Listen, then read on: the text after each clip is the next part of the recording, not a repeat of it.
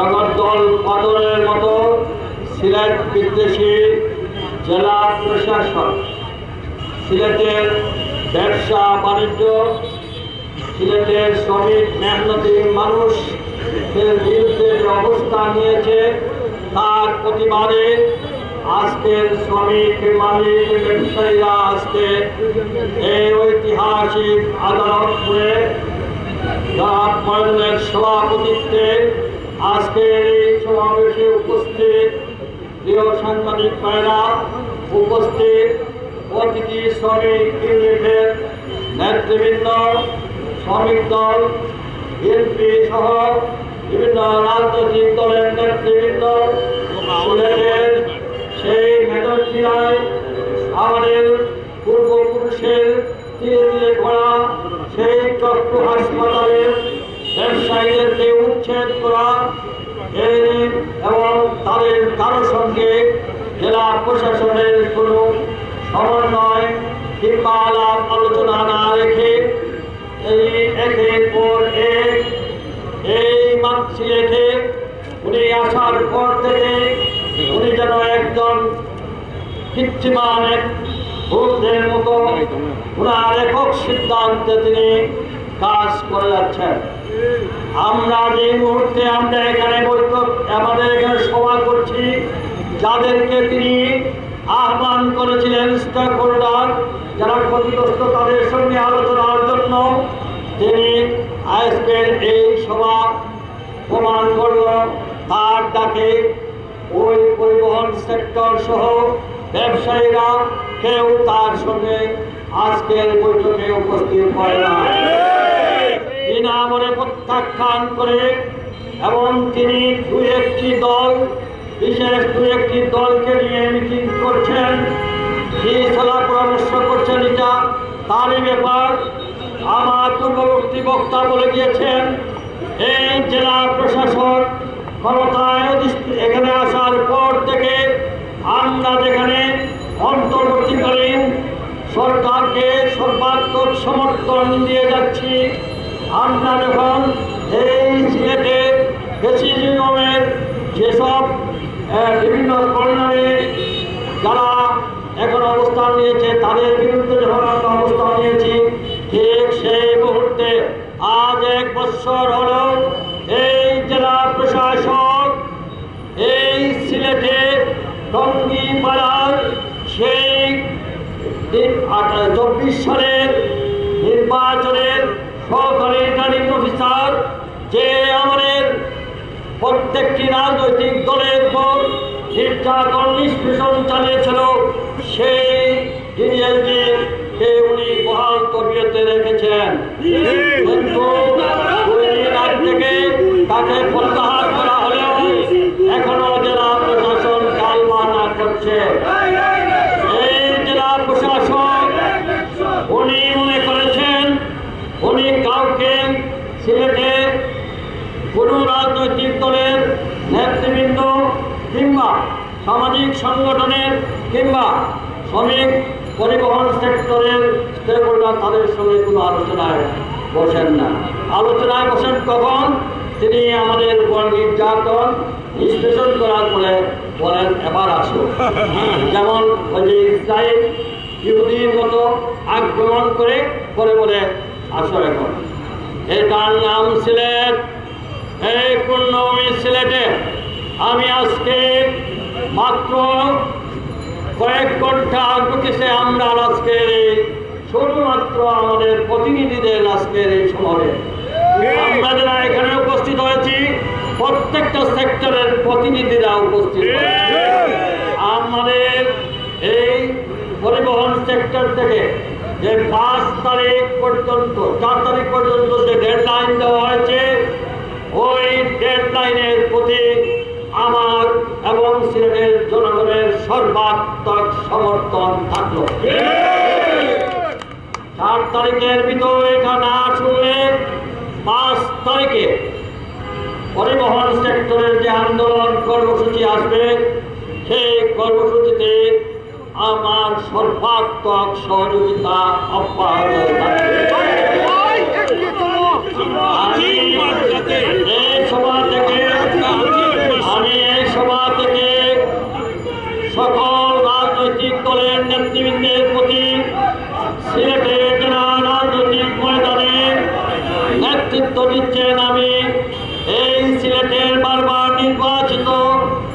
আপনাদের প্রতিনিধি হিসাবে আমি আজকে শ্রমিকদের পক্ষ থেকে, ব্যবসায়ীদের পক্ষ থেকে, আপামর জনগণের পক্ষ থেকে সকল রাজনৈতিক দলের নেতৃবৃন্দকে আগামী 5 তারিখের আগে জরুরি ভিত্তিতে গোলটেবিল বৈঠকে বসে আপামর জনগণের কথা শুনেন।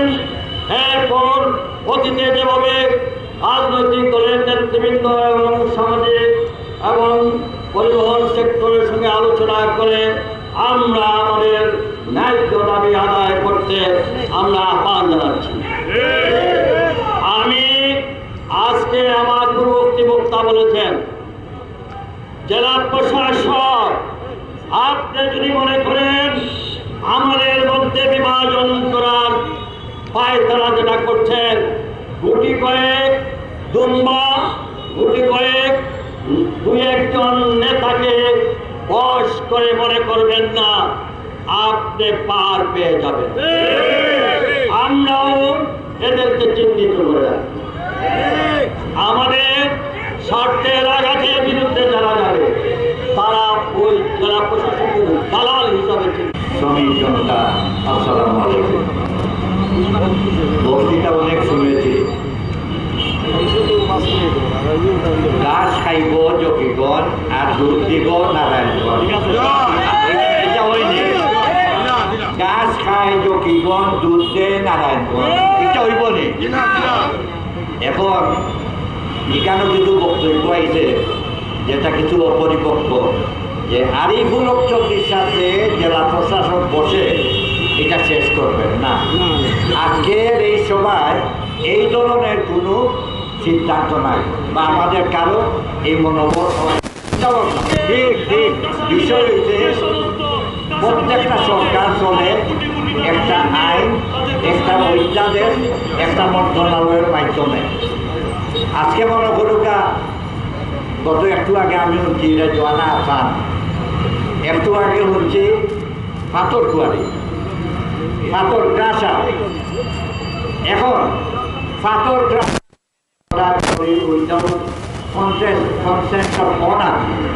তাকে নোটিশ না দিয়ে এখানে বাংলা, হ্যাঁ এটা একটা বিষয় আছে। আর কুয়ার যারা এই গ্রাসা রেবাই আছে, তুমি তাই রেবাই রাই করে দেখাই তো পাথর বাঙাল লাগি যাও এখানে। আমার প্রশ্ন হইল কাজেই আমরা প্রত্যেকের জায়গা ঠিকঠাক থামিব। আজকে মনে করুকা পাথর বন করে দিত, পাথর চলের লোক আজকে বালু বন করে দিত। গতকালকে দেখি সেনাবাহিনী 4টা নৌকা ধরতে, ধন্যবাদ জানাবে। কিন্তু পুলিশ থাকতে, জেলা প্রশাসন থাকতে সেনাবাহিনী এখানে বালু করতে আটকাইতো কেন? এটা তো তারা ডিউটি নাই। দেশকিটা মাসের মতো চলেননি না। তাহলে সেনাবাহিনী যেটা করেন এইটা বাড়তি। আজকে তুমি যাই আইন করবা একটা, তুমি যাই না করবা গাছ খাইও না দিলে আর জকিগঞ্জে হাইলিবাই, এইটা তো হইতে পারে না। সিলেটর সম্পদ সিলেটর মানুষে বুক অধিকার করবো, সিলেটর ন্যায্য অধিকার সিলেটর মানুষে নিব। আর আমি জেলা প্রশাসকের বিরুদ্ধে কিছু খোয়ার মতো বয়সও আমার নাই, কিছু নাই। তাই মনে হয় কিন্তু ভুল করে দিলা। তার উপরে কিতা মামদুবুত কোনো আছে না, হামদুবুত আছে কি আছে আমি বুঝাইলাম না। তবে হ্যাঁ, তার লগে খুব কম বয়সী নয়া বাচ্চাই না তো নয়া 10 বছর সার্জিস, এরা বিরুদ্ধে ভাই আমার বক্তব্য রাখতে স্মরণ করে। এই সার্জিস আলমে কইতে এই সিলেটে 2000 কোটি টাকার পাথর লুটপাট করছে বিএনপি, কিন্তু বিএনপি এর লোকে জড়িত নাই। বিএনপি 2 জন বহিষ্কৃত নেতা আমি গতদিন জাফলং দিয়া হয়ে যাইছি, এরারে প্রশাসনের গুলো এরা প্রশাসনে রাখছে, প্রশাসনে এরারে দিয়া লুটপাট করে। এরার এত বড় সাহস হইল কইটা কি যেন এই রেজনা আসানোর গাড়ি আটকাই এখন বহাল তবিয়তে আছে। তাহলে এরারে লালন পালন সে করে বিএনপি করে, জনাব ডিসি সাহেব আপনি করেন। আপনি এই মুহূর্তে আরেকটা রাজনৈতিক দলের নেতৃবৃন্দরে লইয়া মিটিং করা, I think it's one kind of threat ও বাই ডিসি। তোমার তাই বহুত বড় বড় বেড়াই ধরে আপনাকে দিতে পারে না। এখন এরশাদ সাহেবকেও আমি আব্দুর জায়গায় এই পর্যন্ত জুতা দেখা জায়গা চাইছি। তুমি তো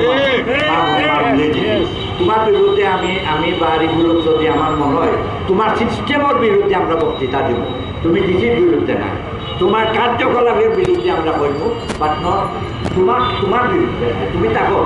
তুমি থাকো এই যে মনে করতো মেজর 3 লাখ টাকা লইয়া বাঙ্গা, এইটা বাঙ্গা হইতো, রাস্তা প্রশস্ত হইতো, এই বাটা সব কিছু হইতো।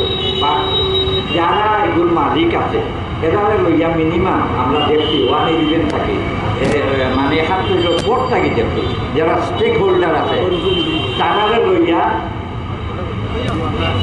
একটা আলোচনা করতো।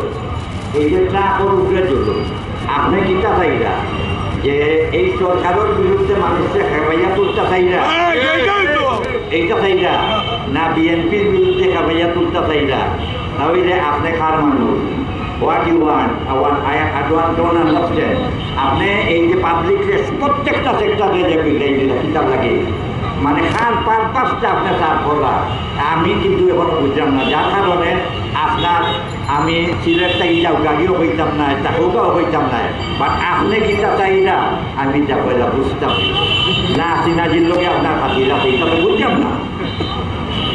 আমরা সবর দাবি একটাই, যেটাই আপনারা করবেন স্বচ্ছভাবে করবেন, শ্রমিকর বেতন লাভ মারই না যান, সিলেটের মানুষের উপাস রাখই না যান, কারণ পাশানি মরহুম জননেতা পাশানির সময় থাকি এই সিলেটের মানুষ স্বাতন্ত্র্যবোধে আন্দোলন করে।